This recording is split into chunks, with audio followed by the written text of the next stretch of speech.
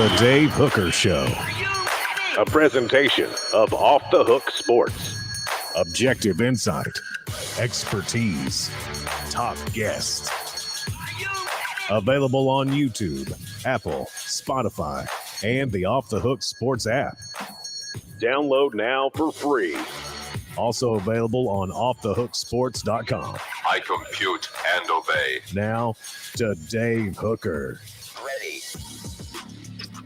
Here we go. We're off and rolling with Caleb Calhoun. I'm Dave Hooker. Coming up, of course, some March Madness talk as we'll discuss our prediction for the Final Four. Why, for some reason, Caleb Calhoun hates March Madness. I got to work on that as I'm in the middle of maybe planning a trip to a casino nearby. So obviously I'm not on the same page as Caleb, but we'll get his explanation. Also, the Vols underrated heading into spring practice, which starts on Monday. 4 downs. We'll talk about some underrated positions, underrated players, and more. Who goes further in the NCAA tournament? Is it the Vols or Lady Vols? And also some recruiting notes that we will get to that were on the site yesterday, offthehooksports.com. I'll remind you that we are live on YouTube each and every weekday at 10 a.m. We have multiple ways for you to listen on every podcast app that you can possibly think of. Every service is out there, so click the notifications on, whether or not we're talking about YouTube or we're talking about maybe your own podcast notifications on Spotify and Apple. Also, the new app that you can download at any time. Just go to our Twitter feed and it is pasted right up there, or our Facebook feed, and you'll love the app because you'll be able to access all kinds of original content on the app. So here we go. It's always a quick turnaround from the Sunday selection show to really getting a feel for a bracket. That can be difficult to do when you do a morning show as we do. But now that we are a little bit deeper, let's go ahead and get into Final Four predictions, Cinderella teams, before we discuss why Caleb hates March Madness. And I'm interested to hear what in the world he could not like about March Madness. But let's start with Final Four predictions, Cinderella teams. Good morning, Caleb. How are you? Pretty good. How you doing, Dave? Good. Are you the person that picks your bracket Final Four and then you kind of go, you reverse engineer it into where you fill out your bracket so those 4 teams are there, or do you just go game by game and see who ends up? I just go game by game and see who ends up. That's how I do it. Typically do as well. There might be a team that I've got a really strong feeling for that I'll just go ahead and pencil them in the Final Four and then reverse engineer it. But this is certainly not that year. I would say there are 16 to 18, maybe even 20 teams that could realistically win the NCAA tournament this year. Too high, too low? Thoughts? Honestly, you might be too low. As I was doing my bracket the other day, and we'll talk about this in a minute, my secret sauce this year is which team is playing closest? Which team is closest to where they're playing? I feel like home court advantage has had such a huge impact in college basketball this year that more than any other year I've ever seen, honestly. And there's so much parity. I think the team I think is going to have more fans there is usually going to be the one that wins. Well, it certainly worked for Kentucky over the years at the SEC basketball tournament. I don't know what other motivation there is to win that, but they have been able to do so. Tennessee will travel to Orlando. What do you think this travel contingent will look like? Because Tennessee in football is back to where they were, and that is taking tens of thousands of fans to bowl sites, away games. I think of LSU last year. I think of the Orange Bowl. Pretty much anybody that you can, any game that you can point to in this past year or so under Josh Heupel, Tennessee has been there. Oh, I've got to be sure and mention Pitt. I mean, they dominated Pitt. I think there were more Tennessee fans than Pitt fans. What do you think the fans will be like heading to Orlando? And that's a very doable drive from Knoxville, about 9 or 10 hours. Theoretically, it's warmer, but who knows with Florida weather and what it could be doing this time of year. I would love for it for Tennessee to be in Nashville, Atlanta, Greensboro, someplace within 3 or 4 hours, but you lose that, I believe, as you drop down in the selection committee's mind. So they're Orlando. That's not bad. What do you think will be the turnout there in Orlando? I think it'll be pretty good relative to the rest of the teams. I mean, the only team I could see that would compete with them in terms of turnout would be Duke because they're a blue blood. But as I talked about yesterday, I don't think there are that many Duke fans that are – I don't think there are that many like loyal Duke fans that travel for Duke. Let me just say that. It's a smaller school. It's, half the fans that went to the school only care about basketball when they went there. They got a group. I'm sorry. Their fans are annoying. They just want to be part of something special. They don't really care about the team outside of just being a part of a social scene and cheering on something at Cameron Indoor. I think that Tennessee actually has the home court advantage slightly out of this weekend, but because we're going to talk about this later, I don't think it's the type of home court advantage that I'm talking about in other different NCAA tournament locations, if that makes sense. Yeah, and I don't know that there's a huge, monstrous home court advantage really for any program out there other than maybe Kentucky, and kudos to them. I mean, that's a public school with a large number of students, and they really get into basketball. So like Duke, they really get into basketball, but like you mentioned, it's a smaller school. I don't know that any team has a year in and year out home court march advantage like Kentucky, do they? I don't think so. And also, it kind of hurts Kentucky. I mean, Kentucky's the one team that you really have you noticed this year? You can't trust them when they're at home or on the road. They're the one team that home court advantage hasn't affected them in a positive or negative way. I mean, they lost to Vanderbilt at home earlier, just a few weeks ago.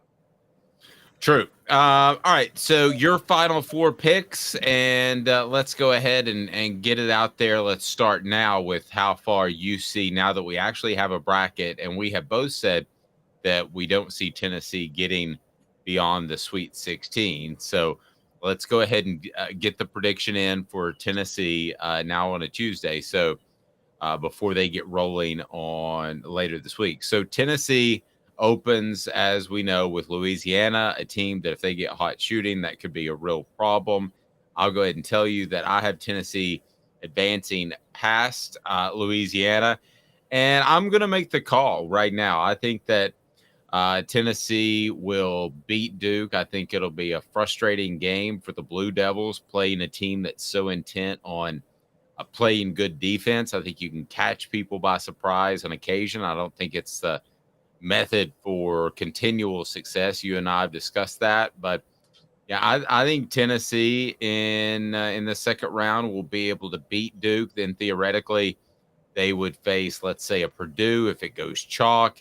I don't see them beating Purdue. While I don't think there's a huge difference between the top teams in the nation, Houston, Purdue, Alabama, I don't see a monstrous difference between those teams that are right up at the top. But I do think they're significant enough where Purdue would be a pretty big upset at this point. So I'm going to go with, and Kansas, I should have mentioned. So I'm going to say Tennessee makes the Sweet 16, has a win over Duke. And at the end of the day, because it's a win over Duke, Tennessee fans will be happy with the 2022-2023 season because you beat Duke. My contention is, however, that you should expect more than just a Sweet 16 run and beating a team that does not have Mike Krzyzewski anymore.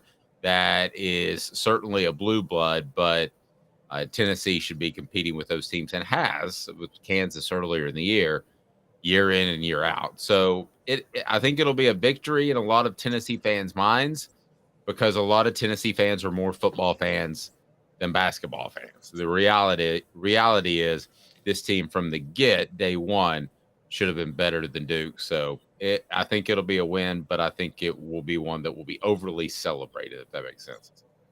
I can see that. I don't think it'll be that much of a dilemma for Tennessee because I don't think they're beating Duke. I got them beating Louisiana in the first round. I think Oral Roberts is a scary matchup for Duke, and watch out for that. And if Oral Roberts pulls off the upset, which they could, I think Tennessee would beat Oral Roberts. I don't think they're beating Duke, though. I think Duke right now is just a little bit hot. Look, I said yesterday Tennessee couldn't ask for a better draw.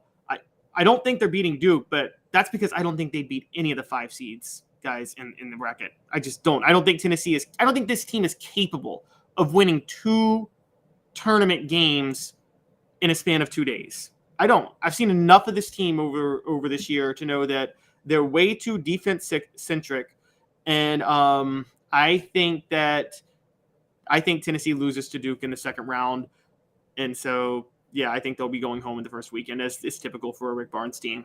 Yes, but isn't it easier to show up as a good defensive team that knows the fundamentals of playing defense and have success in the NCAA tournament, as opposed to showing up and maybe having some sort of gimmick offense or gimmick defense? We talked about UNLV and the amoeba defense way back. We talked about Gonzaga, and they have a lot of the back cuts and those sorts of things.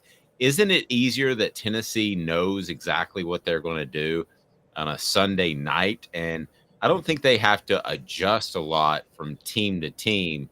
So I actually believe in this particular instance, although I agree with you from the big picture of things, I think in this particular instance, being a defensive team with a 2-day turnaround has a certain advantage for this one particular matchup.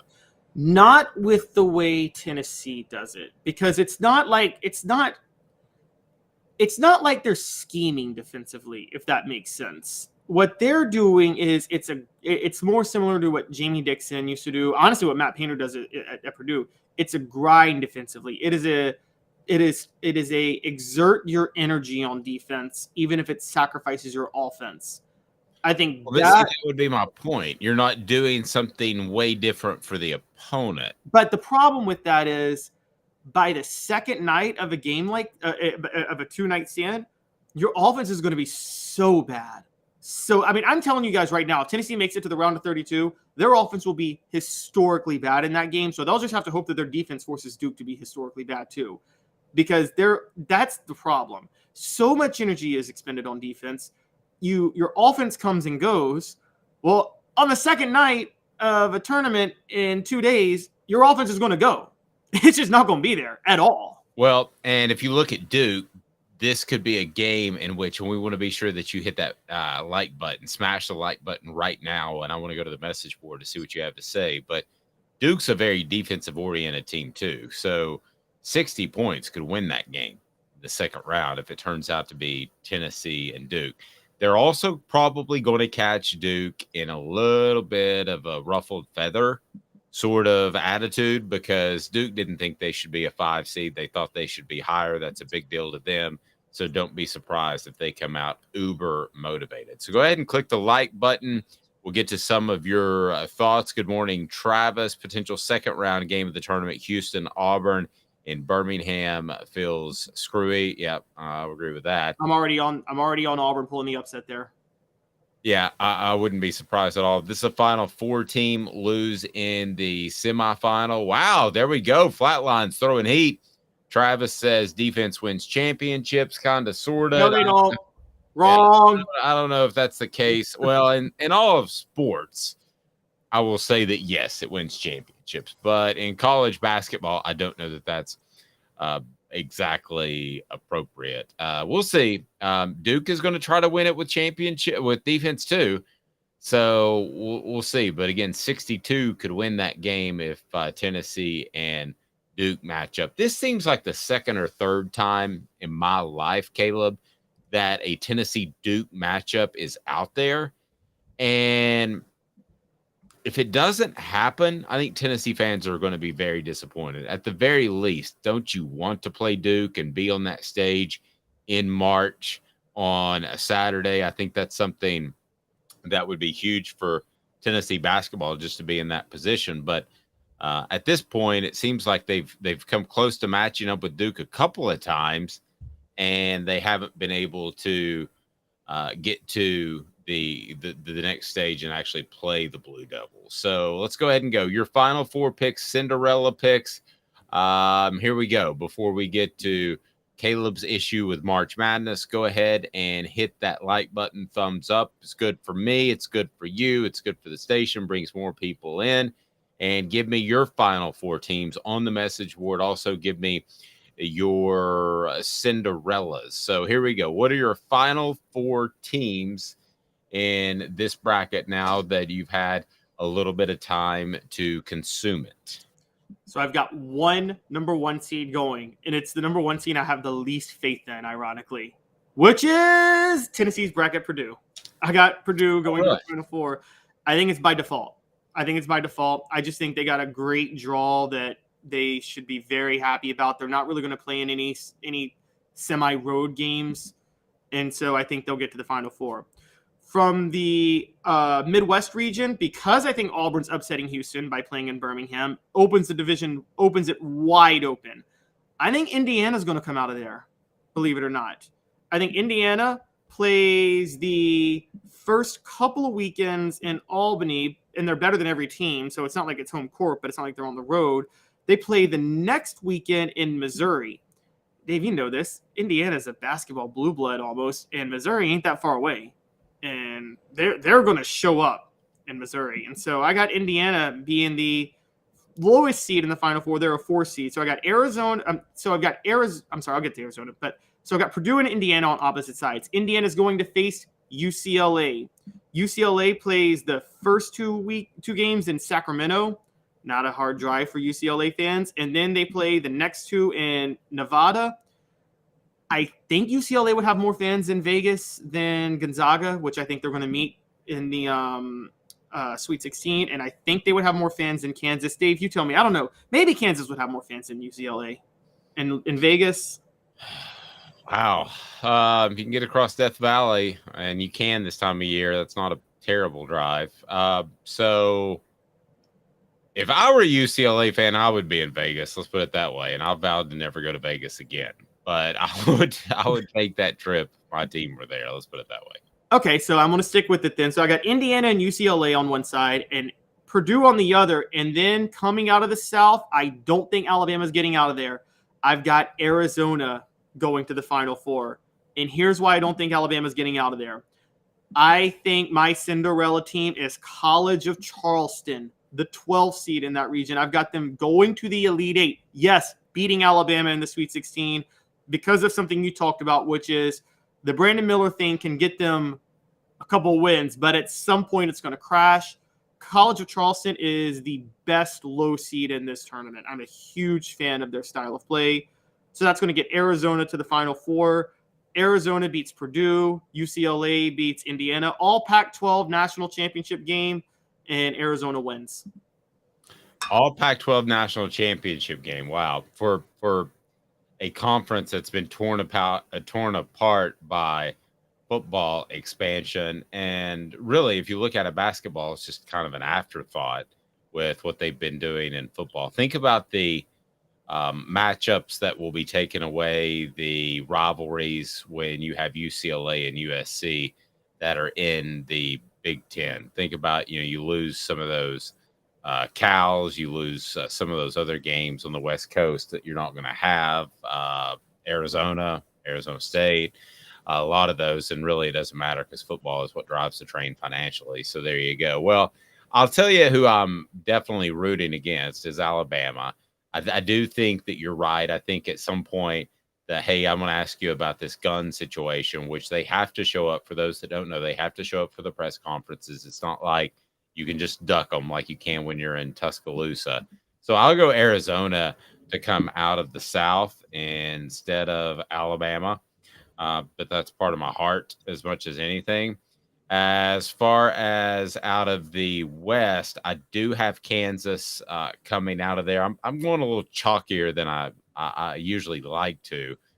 Houston wouldn't be chalk. I don't have them coming out of the Midwest, but I'm actually going to take Texas out of the Midwest.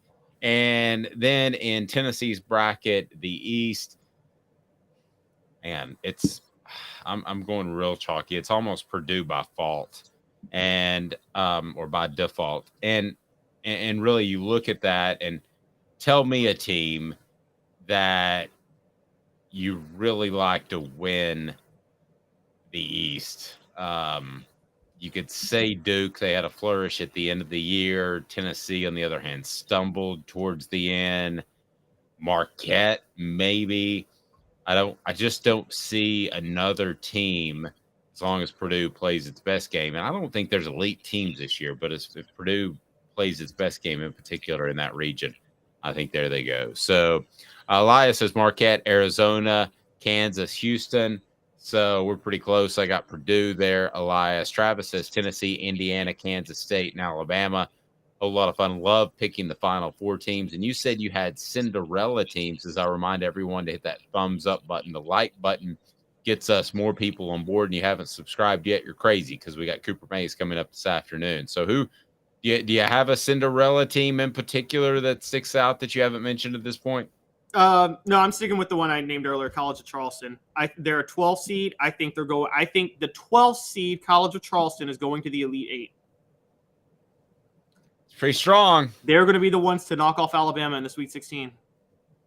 They're going to have to go find a nun, I guess, at some point, because it seems like every time we've got a Cinderella, we've got a nun involved. She wrote a book, by the way. Is it Sister Mary? Is that her name? What's her name? Sister Jean. Sister Jean. She didn't write that book. Someone else wrote it. Okay. Well, I didn't think so. She's 90-some years old. I didn't think she really wrote the book. First segment of the program brought to you by Bassey Lawn and Garden. Man alive, it's worth the drive. Bassey Lawn and Garden is fantastic, and it is their official kickoff the season sale, and it's going to be this weekend. Factory reps on hand. It's going to be phenomenal. You will love it. And they've got the industrial mowers. They've got the commercial mowers. Toro, count on it. They are fantastic. Bassey Lawn and Garden, man alive, it's worth the drive. John said with this team, who knows what we do. If we are shooting more threes, then we may be in trouble. We just try to force too many. Great looks, but the rim shrinks. It often does in the tournament. I don't think Tennessee's going to start chucking threes, though. I don't know really what they're going to do when they drop it down to the post and have to kick it back out. And if people have scouted Tennessee, that's the one thing you've got to remember. It is very incumbent upon assistant coaches to do their job this week. Okay, so you will have one assistant coach that will scout the opening opponent, and you'll have another coach that will scout one of the two possible opponents in the second round. Then the third coach will scout one of the other possible opponents. So you're scouting three teams right now. Is typically the way most basketball teams that I've been around handling it. So you have to be ready for all three of those teams. Now, does Rick Barnes have a staff from 1 to 4 that can get that done? I don't know. We're going to find out. His tournament success would make you wonder if he has those type of staffs that can do the quick turnarounds and the quick scouts. So we shall see. So right now, we want to get to Caleb Calhoun raining on everyone's parade. He hates the NCAA basketball tournament. To my knowledge, he is not on crack, but there is absolutely no drug test involved in working for Off the Hook Sports, so I can't be 100% sure. The NCAA takes care of our NIL guys, and I trust the rest of them. So here we go. Caleb Calhoun hates the NCAA tournament. What the H? What the? What was he thinking? Release the hounds. The Dave Hooker Show. Keep cool. A presentation of OffTheHookSports.com. What the H today brought to you by Andy Mason, AndyMasonRealEstate.com. Over 40 years of experience right there in the Knoxville area when it comes to realty and the realtor business. There is nobody like Andy Mason. Go to AndyMasonRealEstate.com. Saves thousands or tens of thousands of dollars at AndyMasonRealEstate.com. It's phenomenal. Why do you hate the NCAA basketball tournament? Caleb, that is just like you say you hate puppies, you hate love, you hate just all kinds of things across the board that make no sense. The scratch and sniff stickers, which everybody loved those back in the day. Why do you hate the NCAA basketball tournament? Hit the thumbs up button, peoples. We appreciate it. Because it's what you just accused me of being on. It's crack. It's exciting, but unhealthy. Okay. So, but I mean, Look at Maybe if you could just do crack one night and you didn't have access to it moving forward. If you just had access to crack, and I've never done crack, I don't know. But if you had access to crack and it really is as good as everybody says from the get, everybody says it's awesome in the beginning and then you never match that high. So if you could only do crack in March for 2 weekends and then it's not accessible to you, well, is that so bad? I am not encouraging that. What I am saying is the rush of opioids, or I don't know if those are opioids, but the rush of I don't think crack's opioids. Yeah, I think that's straight street drugs. The rush of uppers, put it that way, crack, cocaine, regular cocaine, whatever. The rush of uppers, Espresso. lots of espresso. It gives you a short-term pleasure and you forget about the long-term effects. March Madness, the whole organizational structure of college basketball is set up to make the regular season completely irrelevant, to make us not care about the regular season at all, just so they can give you 3 weeks of excitement. On top of that, they want to give you 3 weeks of excitement. First of all, the Cinderella stories. Almost once every 5 years, maybe you get one of those, but almost always. Dave, how often is it that a Cinderella team wins it all? It's almost always one of the top 10, 15 teams winning it all. Well, we don't expect a Cinderella to win it all. We expect them to get to a Final Four. Let me hear from those in the message board. Do you think March Madness is a little bit overrated? I think Caleb is on the crack or something else. My crack and boost rant is, I've got so many worse things to say. Just it's partially about the sport of college basketball in general. I do not think, here's the deal, Caleb. I don't think that they're taking the regular season and just chucking it into the ocean for the sake of the tournament. I think it has happened and they're like, what are we going to do about this? And there's not really a way to fix it at this point. I did hear some ideas of taking some of those interconference matchups that they have in Atlantis and all those sorts of things in November and maybe moving it to the last week in January. After football, you're not competing with football, or maybe even after the Super Bowl. I think that would be a really good idea. I think a lot of us aren't aware when Tennessee plays Kansas and it's in the middle of November when you're thinking about Tennessee making the college football playoff. I think a lot of that goes on. So you could showcase some of those games, highly rated games. I think there's different things you could do. You've come up with some ideas that I thought were really good. If you win the regular season, you automatically get a berth. Then if you win the conference tournament, you automatically get a berth. So there's incentive to win the regular season. I would also go so far. I was thinking about this the other day. If you win the regular season, you are entitled to a higher seed than if a team sneaks in by winning the tournament in and of itself. Probably would be anyway. So I think there's a couple of different adjustments you could make, but I don't think the NCAA ever said to themselves, let's chuck the regular season just for the tournament. I don't think they did that by design. I think it happened. Well, it's happened now. And so it's ruined the regular season. On top of that, I think the NCAA, and I can never prove this, but I've watched enough selection shows to think that they purposely set up seeds where there are matchup disadvantages for the higher seed sometimes, or they make a lesser team a higher seed to sell the idea that there was an upset. I just brought up College of Charleston as my Cinderella. You want to know why they're my Cinderella, Dave?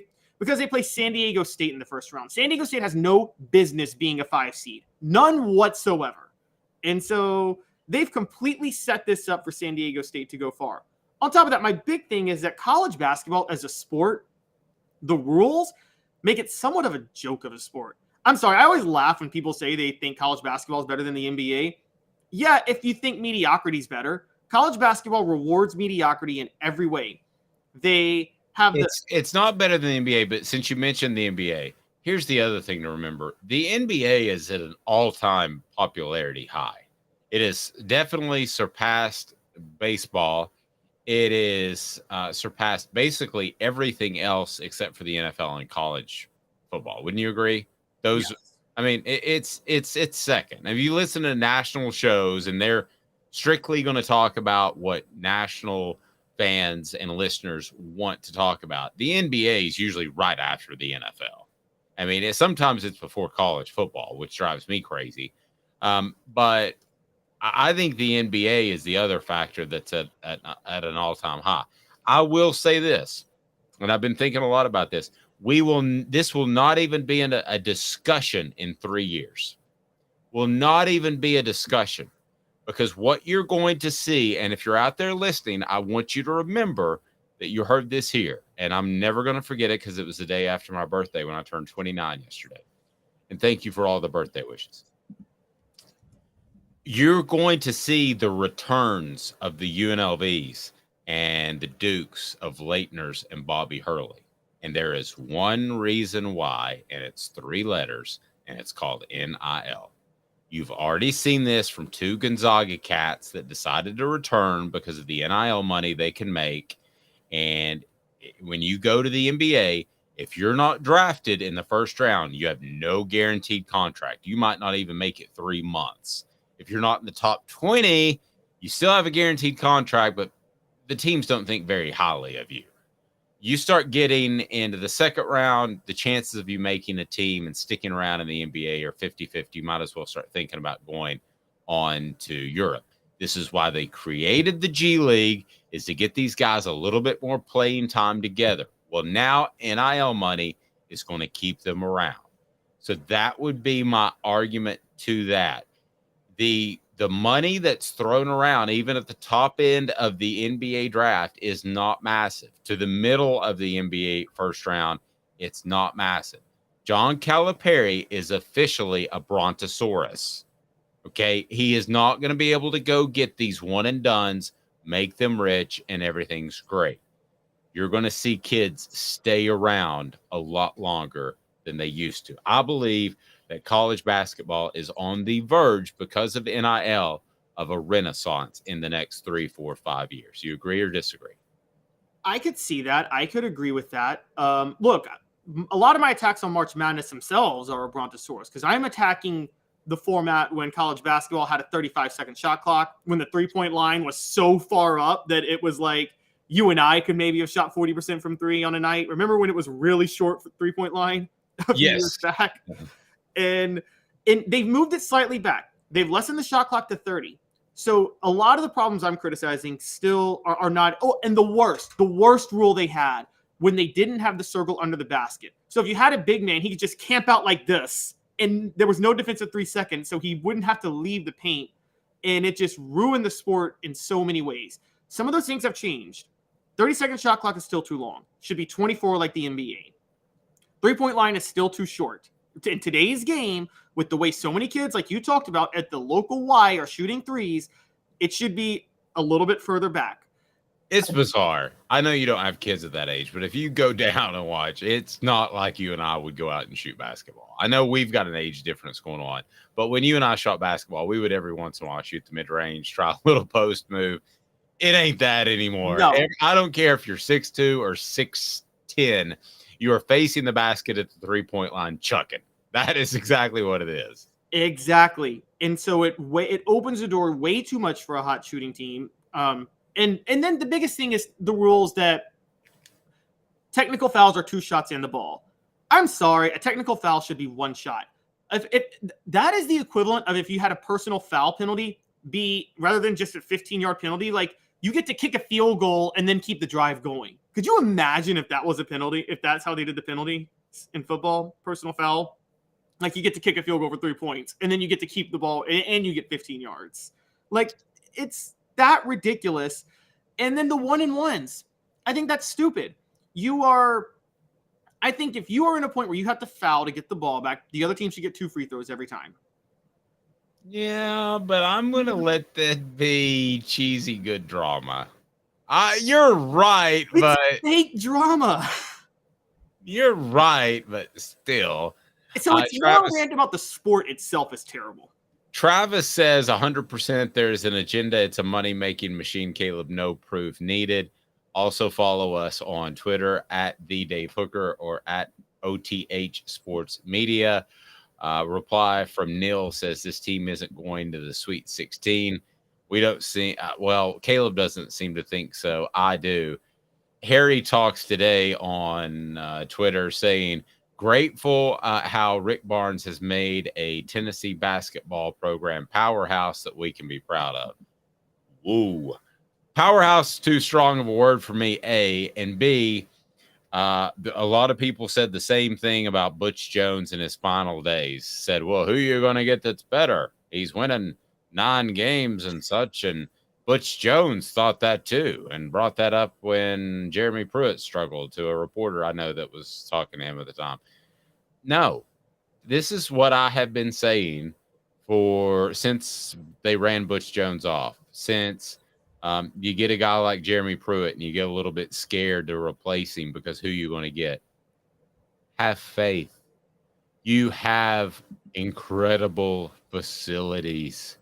You have you have a fan base that loves football and really, really, really likes basketball, that supports the women's basketball team, that will support all sports, will support baseball.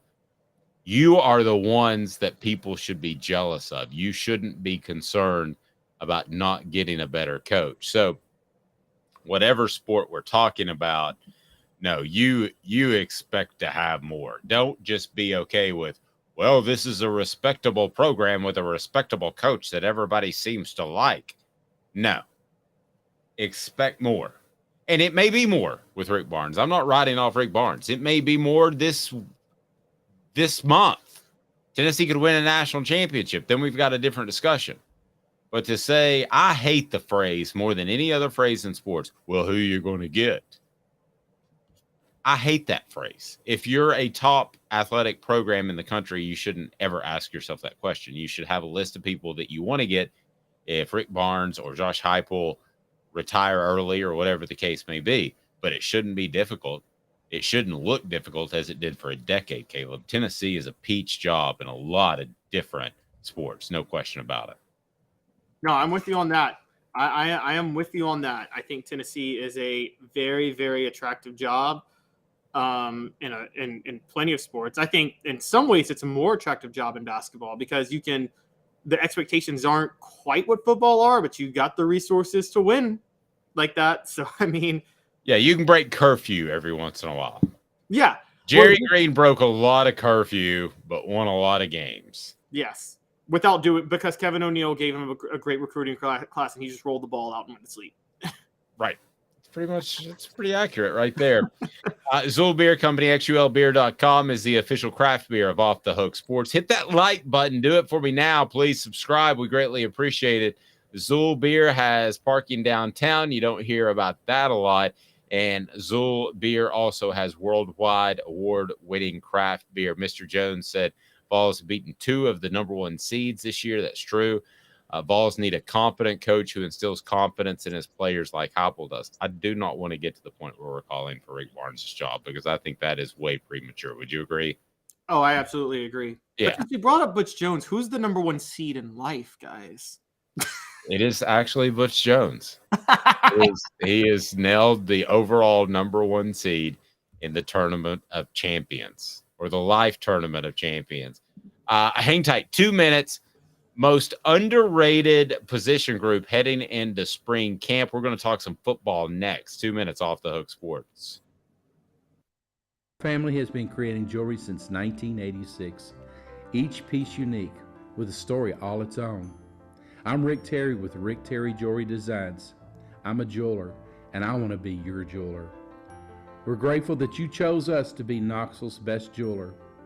My family and staff look forward to serving you. So please come see us. Kingston Pike and Campbell Station Road in the heart of Farragut and downtown on Gay Street, right next to the Tennessee Theater. Inflation has risen to the highest level in over 40 years, according to the April 2022 U.S. Inflation Calculator. Will your investments provide you the income you need in retirement? Are you losing purchasing power of your savings due to inflation? Simply stated, if the cost of goods and services are 8% higher and you're only earning 4% in your investments, that money buys you less of what you need. Right now is the time to act. Call Guardian Investment Advisors today. Hey folks, Gary Viles here. I want to personally invite you to North Knoxville's newest sports bar and restaurant. It's Big Orange Phillies, located in Black Oak Center. And yes folks, it's happening in Halls. Big Orange Phillies offers family-friendly environment with homemade meals and the best deli-style subs around. Billiards, darts, jukebox, shuffleboard, and cornhole, and a full bar. We also offer valet parking on weekends and during special events. We even have a covered back patio. It's happening at Big Orange Phillies. We want, we need, and we appreciate your business. Hi, Mike Davis here with City Heating and Air, reminding you to always dare to compare. Our team provides quality local heating and air service, installation, and maintenance across East Tennessee. We use only the best equipment like American Standard heating and air conditioning for your residential, new construction, or commercial needs. Honesty, dependability, and customer satisfaction have been the cornerstones of our business since 1961. City Heat and Air. Dare to compare. Chattanooga, we're at it again. For the 5th year in a row, you voted us best of the best criminal and DUI law firm. And finalists for best law firm and best personal injury firm. Thank you for the love, Chattanooga. We won't let you down. Do you want to own the more that owns every job? Then get to Vassey Lawn and Garden in Cleveland and get you a Toro. I'm David Vassey, here to talk to you about Toro. With a Toro Zero Turn, you'll get more out of every minute and you'll reach the finish line faster. At Vassey's, we like to say, no matter if you're mowing 3 acres a week or 11 lawns a day, homeowners and business owners alike find confidence in equipment they can trust from top to bottom. Vassey Lawn and Garden, Highway 60 North in Cleveland. Man alive, it's worth the drive. Got cataracts? We can fix that. Never miss another moment. With a little help from Doctors Campbell, Cunningham, Taylor, and Hahn at cctis.com. You're listening to The Dave Hooker Show, a presentation of OffTheHookSports.com. The internet is full of pictures of each and every one of you. Available on YouTube, Apple, Spotify, and the Off the Hook Sports app. Download now for free. Is there nothing you people can't do? Also available on OffTheHookSports.com.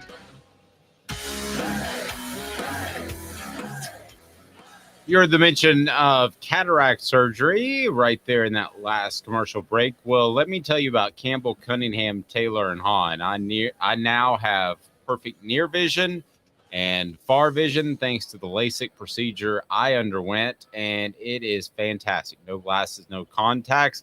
Campbell, Cunningham, Taylor, and Hahn, local vision done absolutely perfectly. And when I say local, I mean it. There are some vision centers that are flying people in from Florida. You want to know your doctor. My doctor checked on me a Sunday after a Friday surgery, a Sunday evening. I was like, who's calling me on a Sunday evening? It was him. Just say, hey, how's it going?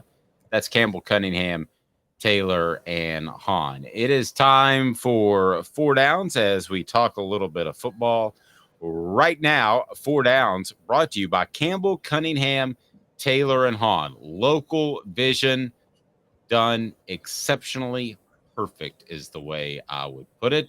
Let's get to 4 Downs as we talk a little bit of football. We are just a few days away from spring camp opening for the Vols. 4 Downs. 4 questions. 4 answers. The Dave Hooker Show. 4 Downs. A presentation of OffTheHookSports.com. I want to get to this story. The Vols reportedly underrated heading into spring practice, according to 247 Sports. I'll let Caleb Calhoun lay that out for us. But first, 4 Downs. First down, the most underrated position heading into spring camp is? I think it's running back. People are forgetting that Tennessee's got a lot of talent at that position. I'd blame you, Caleb. Did I take yours? Yeah. And I even like the Khalifa Keith kid coming in as a power back. That was going to be my further backing of that claim. Okay, I'll let you have running back. Fine. Running back's going to be really good. Dylan Sampson, I think, is on the verge of being special. Jabari Small is really good. In a different sort of way, they reminded me of what Tennessee would cluster together. Fantastic running backs, not of this ilk, okay, but like Jamal Lewis, Travis Henry, Travis Stevens, going back even a little bit further. The Aaron Haydens of the world, the Tony Thompson, who's in it. Who else? I was thinking Charlie Garner with Aaron Hayden. But Yeah, Charlie Garner, and then Tony Thompson's just like, I'm good, and I can step in and play. John says linebacker. Well, I'm going to go quarterbacks because I think if Tennessee was rolling into spring camp but didn't have a Joe Milton, and you're depending on Josh Heupel to get Nico ready, I think that you're just fine. I really believe that. I think that highly of him and what I've heard from him on camp. People say that sometimes when I mention Nico, that I am shorting Joe Milton. That's not the case. That's not the case. I don't think that's the case at all. So I think Tennessee would be just fine if they're rolling into the 2023 season and they're talking about Nico being their starter. So everybody would have said running back. I'm going to start going first so Caleb can't steal mine. Who replaces Princeton Fant? Well, I think that's a group of people. And who knows? Jacob Warren might line up at the fullback position. I don't know, but I kind of doubt it. But I think Princeton Fant was a very versatile player. So I mentioned Keith. I think he'll be the power back from the fullback role at short yardage eventually. And then I think Jacob Warren, just by rotation, they have one in and one out, didn't catch as many balls as he can. So I think they'll be just fine there, Mr. Jones. And then the McAllen Castles kid, he comes in. I think he's very athletic and should be good. I hear good things about him. So second down, most underrated player is not Nico. All right, so most underrated player. I'll let you go first this time, just so I don't always accidentally take your. Well, thank you. Most underrated player, I'll go Ramel Keaton. We all want to talk about Brew McCoy. We want to talk about who transfers in. We want to talk about Squirrel White because he's got a great name. But a guy that you can hang your hat on, may not be a superstar ever in his life, but is Ramel Keaton at wide receiver. I think he's underrated. His name's not mentioned enough. Boom, beat that. I like Ramel Keaton. I'm going underrated here because I think this is a year he explodes onto the scene. I mean, Jalen Hyatt level explodes at his position. Gerald Mincy, left tackle. I think. Oh, wow. We forget this because Darnell Wright did such a good job on him and handled him most of the time. But there were sometimes Will Anderson lined up on the other side. And Gerald Mincy did his job on that point too. Now, he was splitting time with J.J. Crawford. I don't think he's going to be splitting any time this year. I think he's got that left tackle spot locked up. Pretty special athlete, so that's a possibility. I like where you're going. I think it's scary that neither one of us picked a defensive player, but there we go. Most underrated storyline, third down, most underrated storyline. The most underrated storyline to me is who's replacing Trey Flowers at free safety. Because that needs to be talked about more because that is a big issue. I've said a while. I don't know how you feel about it. I feel like Trey Flowers sacrificed his draft stock to cover for so many deficiencies last year in the secondary. Oh, I agree. I think the emergence of another tailback is the most underrated storyline right now. We've already touched base on it, but I think Dylan Sampson is going to step up and be a special type of player. I hate it when people do this, but I am going to use a Cowboys reference, a Dallas Cowboys reference, because that's the team I follow really closely. So Ezekiel Elliott was supposed to be the superstar, but who outdid him the entire season, Caleb? Oh my gosh, Ron just drew a blank, but I know who you're talking about. I know exactly who you're talking about. What's his name again? You're just gonna have to refresh it for me. Oh, you got it. You got it. He was supposed to just be the guy who was right around Elliott, and instead he outperformed Elliott. Is it Tony Pollard? Tony Pollard. That's right. That's Tony right. Pollard. Sorry. I think Dylan Sampson will be the Tony Pollard of this group. More speed, runs better in tight windows, can explode into space. I wouldn't be surprised if he ends up accounting for 50% of the productivity out of Tennessee's backfield, and that would be a lot. Now, I think he'll do so with fewer touches, but I think there's a realistic possibility of that. So, fourth down, here we go. Joe Milton says an underrated storyline. An underrated storyline? I'm not sure I got you there. All right, fourth down, here we go. Is the defense now underrated? No, they might be worse this year. I don't think they address their issues at all. No, I think you're probably right. Craft Treats, go to crafttreats.com.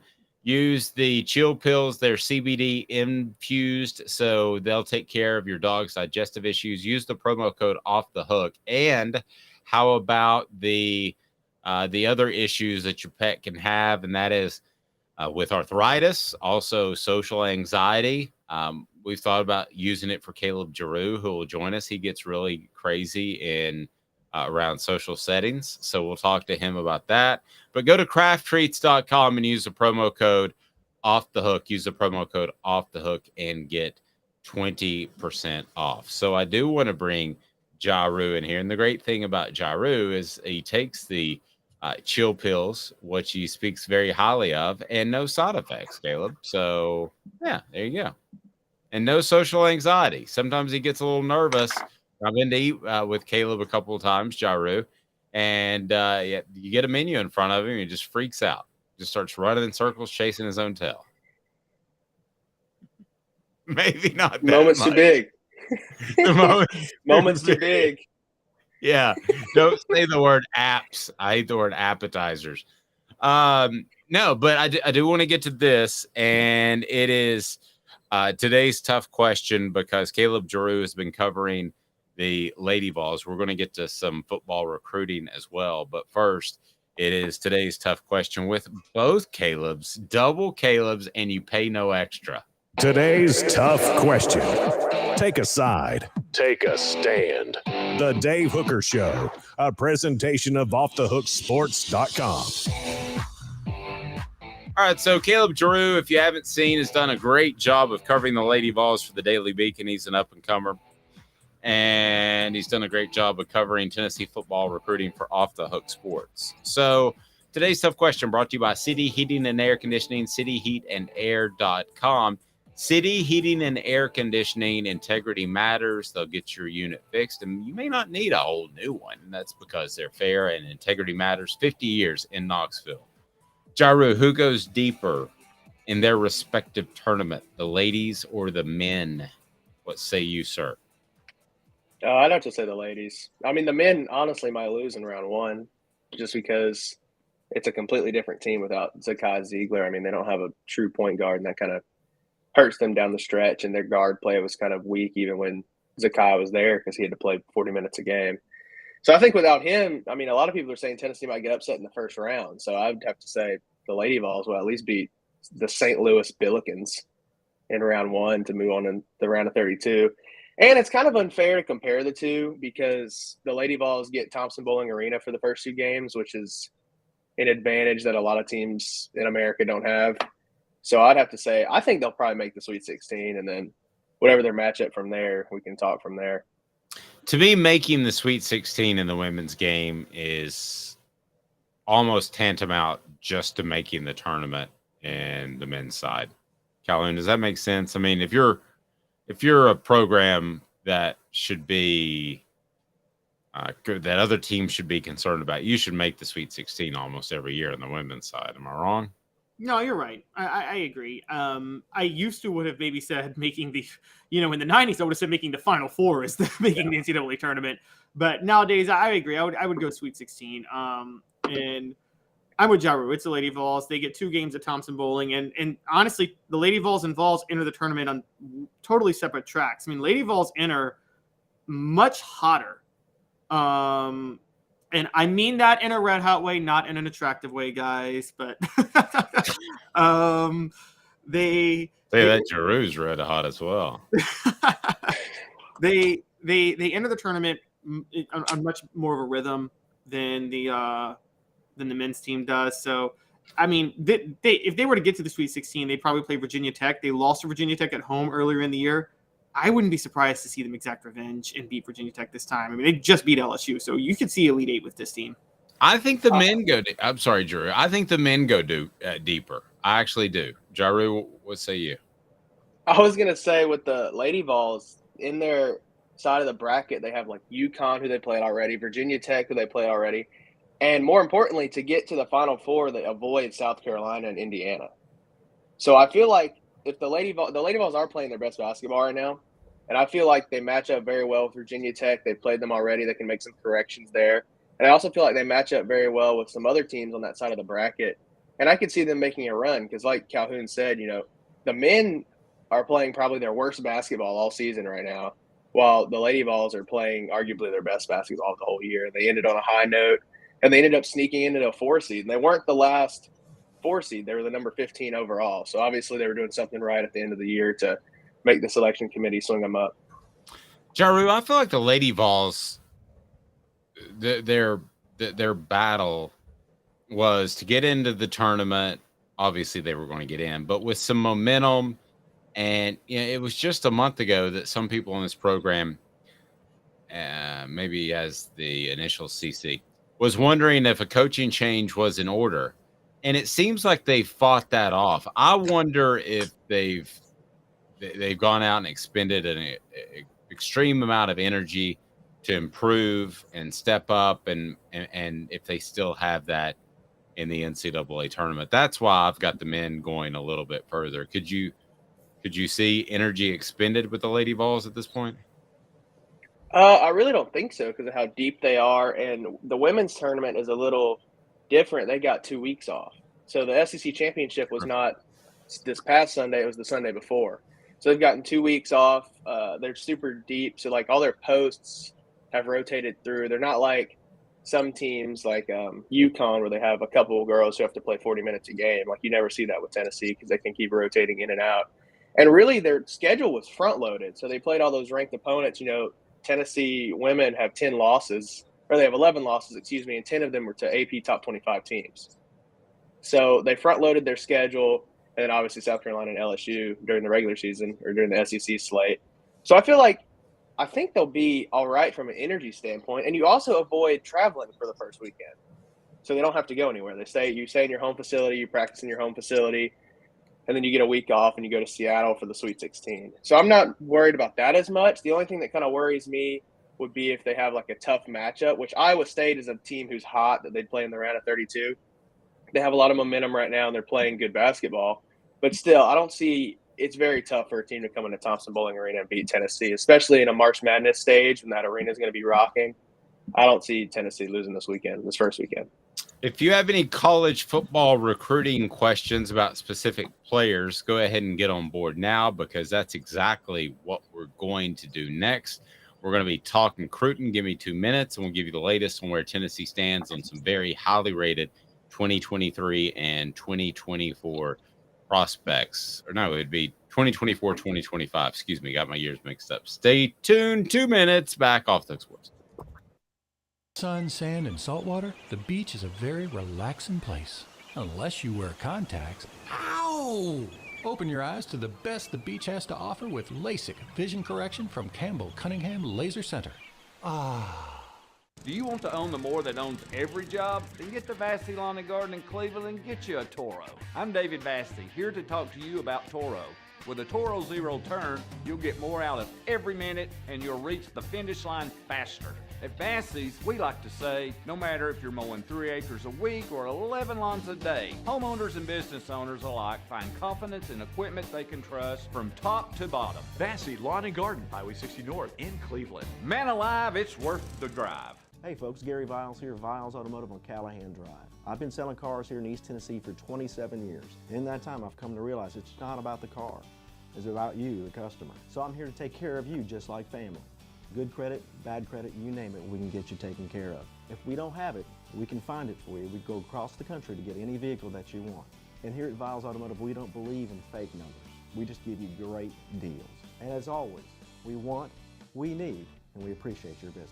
Hi, Mike Davis here with City Heating and Air, reminding you to always dare to compare. Our team provides quality local heating and air service, installation, and maintenance across East Tennessee. We use only the best equipment like American Standard heating and air conditioning for your residential, new construction, or commercial needs. Honesty, dependability, and customer satisfaction have been the cornerstones of our business since 1961. City Heat and Air. Dare to compare.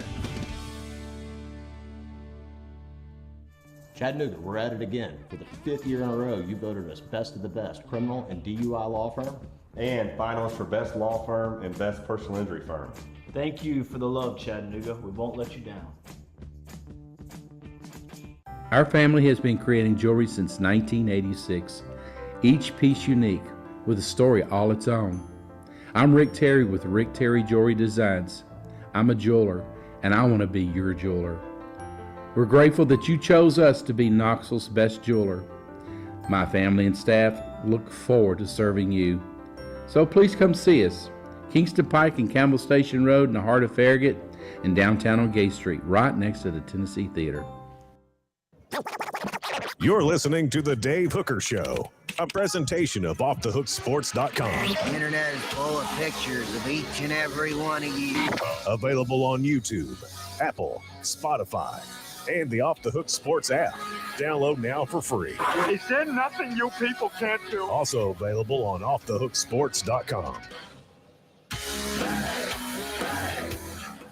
Here we go. If you have a question on Cruton, go ahead and let us know, and we will be able to address that with Caleb Jaru, who has been all on top of it on offthehooksports.com. So we want to go ahead and get to that right now. Again, if you have any specific players you want to ask about, go ahead and throw them out there, and Jaru can handle that. It is time for Talking Cruton, and again, it's brought to you by our friends at Craft Treats. Use the promo code Off the Hook. The promo code Off the Hook, get 20% off CBD infused craft treats for your pet, dog, or cat, or they've got non-CBD as well. So use the promo code Off the Hook. That's the promo code Off the Hook. Talking Cruton now. Talking Cruton. Am I right or am I right or am I right? Who's on Tennessee's board? The names you need to know exclusively on Off the Hook Sports with Dave Hooker. Let's start with Michigan tight end Brady Priscorn. Am I pronouncing that correctly? Priscorn, a 2024 tight end out of Adams High School in Rochester Hills, Michigan. It just sounds cold. He has expressed interest in Tennessee. Caleb Jaru, what can you tell us about this four-star prospect from Michigan? Yeah, so he dropped his top 8 yesterday, and it was Ohio State, Michigan, Alabama, Ole Miss, Penn State, Georgia, Miami, and then Tennessee. So 6'6", 225 pounds. He's obviously a guy, number 3 tight end in the class. He's a guy that Tennessee wants, and he's also going to be somebody that Tennessee needs after this season because Jacob Warren's going to be out of eligibility. McClellan Castle's the transfer. He's going to be out of eligibility. So they'll be left with some walk-ons and then freshman Ethan Davis, who came in this season. But, I mean, Priscorn went for 648 yards and 10 touchdowns on 24 catches last season. He's a top 100 prospect in the nation. So he's a guy that Tennessee's probably competing with Michigan for, obviously an in-state kid. And then his older brother goes to Ole Miss. So Lane Kiffin has been using that connection to his advantage and trying to go to Priscorn and get him to come down to go to the SIP, I guess. But I think he's somebody that Tennessee wants and that they're going to need because they're probably going to be back in the transfer portal next season looking for a tight end because you're going to lose your 2 guys who are probably giving you your most production this next season. Priscorn, the fact that his brother does play at Ole Miss makes me think he's more likely to leave Big Ten country than the average prospect we talk about nowadays. So usually here's what goes off in my head, and Calhoun, your thoughts here too. When I hear a guy that's considering Ohio State, Michigan, and he's from Ohio State or Michigan, you can just kind of throw, and Penn State I would include in there too. You can throw what other schools you want to in there, but he's probably going to stay in Big Ten territory. The fact that he's got a brother that plays Ole Miss makes me think that he's seen enough of the SEC where there's real interest in an Alabama, a Georgia, a Tennessee, which he mentioned in his final 8. To be real honest with you, is he going to go to Miami? I'd kind of be surprised to see that. I kind of agree, but my question too, and this goes to an X's and O's standpoint. Jim Harbaugh loves to use tight ends a lot. And I mean, you have to wonder if that would make him want to stay home. I mean, because you want to go to the SEC, but you also want to think about your NFL future. Now, but so does Josh Heupel. Yes, you're right. But I don't think Heupel uses it near to the level of Harbaugh. Kiffin might. I mean, didn't Kiffin use Luke Stocker a lot when he was at Tennessee that one year? He did. I mean, but I'd rather be a run around tight end catching balls than a guy who's blocking 75% of the time. Oh, I think Jim Harbaugh uses his tight ends in the receiving game too, though. A good bit. I mean, yeah. Well, Jim Harbaugh also flirts with the NFL every year. It's true. So the NFL doesn't flirt back. Do you want to go play for you a know coach? what that's all about. Do you want to go play for a coach who's just going to up and leave in a year? Or, I mean, Ohio State has been consistent. Michigan's beaten Ohio State the past two seasons, and Ohio State still recruits better. So I'm with Dave. I don't think Miami is really a one in the question. It's kind of you're starting to see Miami pop up in a lot of prospects' top schools, but I don't think they're there yet to go and pluck somebody like Prieskorn out of Michigan's backyard. But I could definitely see an SEC school doing that. Okay, so let's go to Tennessee stands pretty high, and D'Angelo Barber. What can you tell us about the linebacker D'Angelo Barber? Yeah, so he was in Knoxville not this past weekend, but the weekend before, and linebackers coach Brian Jean-Marie made him feel very wanted on campus, and he said that was something that stood out to him. So he ranks as the number 24 guy out of Alabama, number 32 linebacker in the country. And he said that Tennessee checked all the boxes. And something that stood out to him was he's interested in being an engineer. And when he told the linebackers coach that, he said he instantly started calling people and got him a tour of the engineering school that same day. How about Darwin Walker? Have Darwin Walker give him a call. He was an engineering major. So he has a firm. You don't remember who Darwin Walker is, but I'm sure you do, Calhoun. Yeah, I know Darwin Walker. Yeah. I know. The only engineer I can think of is the one that everybody else would think of, and that is Joshua Dobbs. But that's an aerospace engineer. Yeah, but that's the hardest same one. building. Well, I know, but this has to be more of a wrenches and bolts engineer. We don't know. Well, we don't. But I mean, if you're an aerospace Why engineer, are you assuming, Dave? because if you're an aerospace engineer, you're going to throw that in there.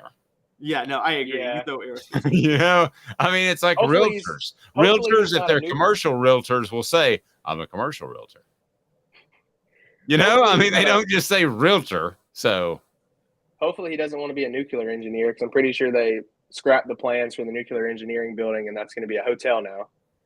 But so he said Tennessee checked all the boxes for him. He's 6 foot, 221 pounds, and he's taken a bunch of visits this spring, so we probably won't know very much. He said Tennessee stood high in his recruitment, but he's visiting a lot of places, so we'll probably have to check back in after the spring. He's going to Clemson, Ole Miss, Louisville, A&M, Arkansas, Oklahoma, UCF. So he's going on a little spring tour, and we'll have to check back in with him after the spring to see exactly where Tennessee stands. And he said he's going to plan his officials once he's done with all his spring visits. And then Judd Anderson, his 7-on-7 team came to Knoxville, class of 2024 quarterback. And it's clear, I mean, he's just a 3-star prospect, so let's not hold any sort of parade anytime soon for him. But it's clear that Tennessee is already thinking about life after Nico, which may seem strange, but I mean, Dennis Dodd's already got him written onto the bench, so who knows? Yeah, with Judd Anderson, Tennessee hasn't extended him an official offer yet, but he said that after his visit that Heupel and Halsley both told him that over the spring while he's at camps and while he's at practice, they're going to come visit him. And I think they had went to his high school once before, but they want to see him actually throw the ball. And today, yesterday, after his visit to Georgia Tech, he came away with an offer to Georgia Tech. So he's a Jones County High School prospect out of Georgia. 3-star, and he's got size. He's 6'6", 210 pounds. So the size is there. And he said over the next couple weeks, he was visiting Georgia Tech, which was this past weekend. He received an offer, and he's also going to go to Miami and North Carolina. And I'll kind of swing this back to you, but it has to be virtually impossible to recruit a 2024 quarterback when you have Nico shadow looming large over your program. I mean, we hear a lot about Jake Merklinger. He's a 4-star that Heupel and Halsley really, really like and talk to and go to his high school about once a week. But, I mean, recruiting a 24 quarterback when you have the second best prospect in America sitting on the bench has to be a tough task. Yeah, I mean, and Caleb, Calhoun, what coaches will say, well, you want to take one in every class. I'm sorry. With the transfer portal, that wasn't even realistic 20 years ago. It's not realistic to take a top quarterback in every single class, especially they're not going to come. That was the one thing that Peyton Manning always said. He said, I don't mind showing up with 5 other guys as freshmen and competing with them, but I don't want to show up a year behind. And Jaru brings up a good point. I wouldn't want to show up a year behind Nico. There you go. No, you're right. With the portal, it's not as necessary. I think the lesson was Fulmer never had a backup plan for his planned new starter. He got lucky with T. Martin. Who would have backed up T. Martin if T. Martin didn't work out in 98? I mean, Bernie Veazey, was that the guy? Wait, you don't get a lot of Bernie Veazey references. Yes. And then in 2008. Wait, would that have been that wouldn't have been the Snuggler, would it? No. That was Bob Cooter was after that? That was the Rick Clausen, Eric Ainge years. Okay. No, but have you ever had Jaru somebody sneak into your bedroom at night and snuggle you? No. Good, because Jim Bob Cooter did. Yes. Go ahead, Caleb. Sorry. Living up to the name, to the family name. Okay, sorry. And then I would say, I don't want to blame Crompton because I think there were so many dynamics with like Dave Clawson not fitting with Fulmer and what they wanted to do. That's what happened there. But either way, they didn't really have a backup plan behind Crompton, even though I thought B.J. Coleman would have been the starter if David Cutcliffe had stayed around. But you at the time, I can guarantee you that was the case. Yeah, that's what I would have figured too. David was really, really high on BJ. I remember that. I actually remember that. I was too. I saw some clips of him. Dude was ridiculously strong. Yeah, he wasn't as physically gifted as a whole as Crompton, but he was better than most people would have thought just coming out of Chattanooga. And I hated the way his career at Tennessee ended because he got really mad when he was named not the starter. But it doesn't matter because it'll either be Joe Milton or Nico. Do you want to try that, Jaru? Do you want to give it a shot? Calhoun tried and just fell all over it. Mala Ava. It doesn't sound right yet.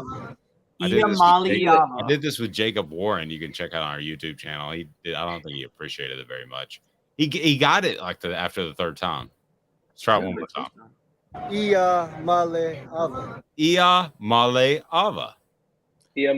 Guys, it doesn't matter. Nico Yes. We all know Navy Schuler starting this year. He's the quarterback of the future, guys. Navy is actually buy stock in Gaston Moore.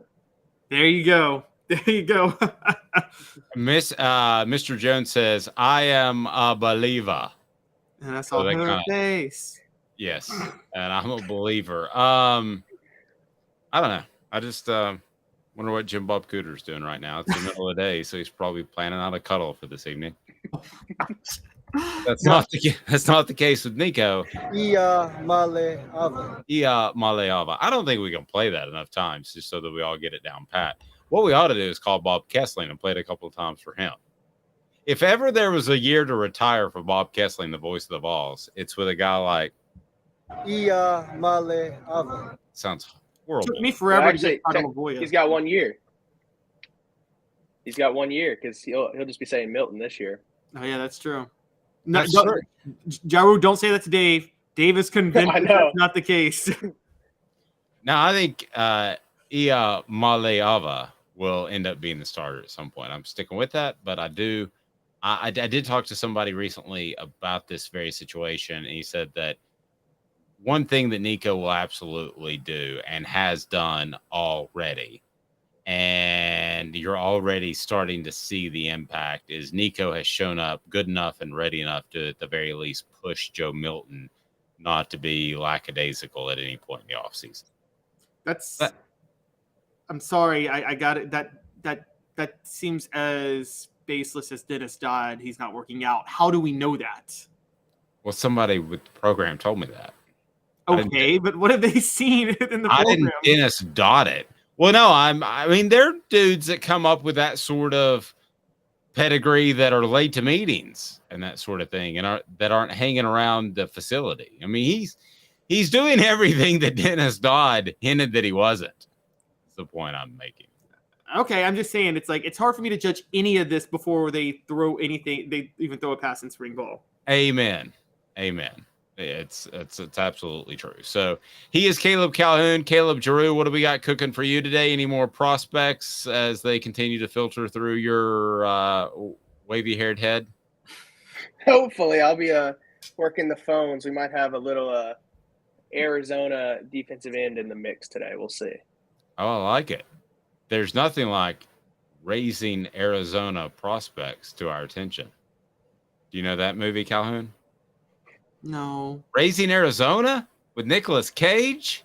Okay, first of all, Ja Rule probably has the same experience with Nick Cage I do, which is a series of bad movies that he tried to produce He himself. started off and he was pretty good. Leaving Las Vegas and Raising Arizona.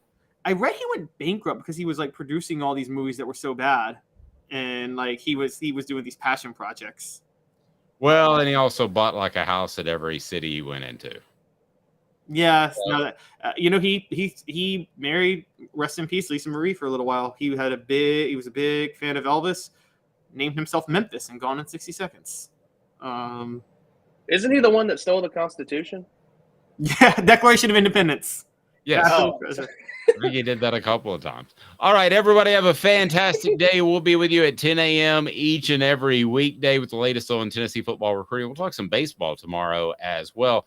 Ron Slay will join us. He's an SEC network budding superstar, so that'll be a whole lot of fun. Have a fantastic Tuesday or whenever you're watching this. Certainly enjoy your week as it is a complete celebration of me because it was my birthday on Monday. Jaru, do you even know how old I am? Nope. Rough guess. By the way, I got 38 years old. Somebody guessed 38 years old in the gym the other day. I'd say like mid-40s. I'll take it. That is the end of the program. Have a fantastic